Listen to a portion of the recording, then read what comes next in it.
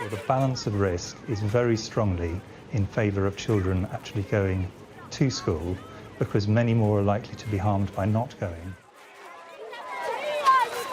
It was a risk to reopen, but one this government was willing to take.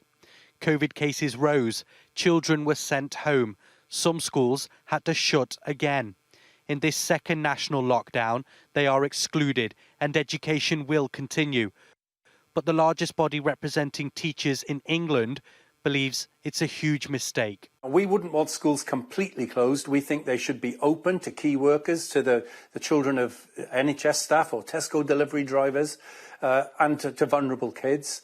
But we think that by and large, for this 4-week period, it would be more sensible if primary and secondary schools were closed. Whilst it's been a challenging period for this school in Blackpool, the teachers here want to carry on working to provide vital education. It almost feels like head teachers are almost being expected to come up with their own solution to what's a national challenge. Yes, the government give guidance every day, 40-page documents every day to read, but it would be useful if there was a national strategy on how best to move forward with education. For schools across the country, there remains a fine line between protecting the health of its staff and students and ensuring educational development.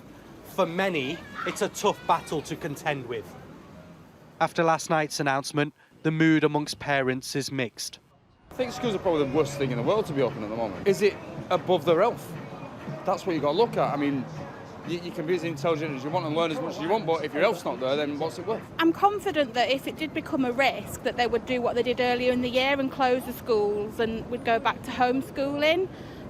So we've just got to sort of see how things pan out, really. It's not going to slow the spread of virus, keeping schools open.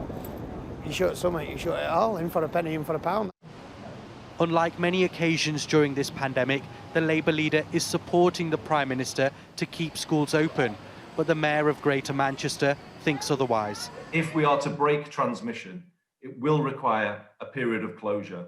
And I would suggest a period of 2 weeks closure towards the second half of November. There's no denying that it's been a crushing year for education. Many are now having to play catch-up, but there still remains uncertain times ahead, from political disagreements to a virus that continues to spread. What teachers and students hope is that there's some light at the end of this very dark tunnel. Inzamam Rashid, Sky News in Blackpool.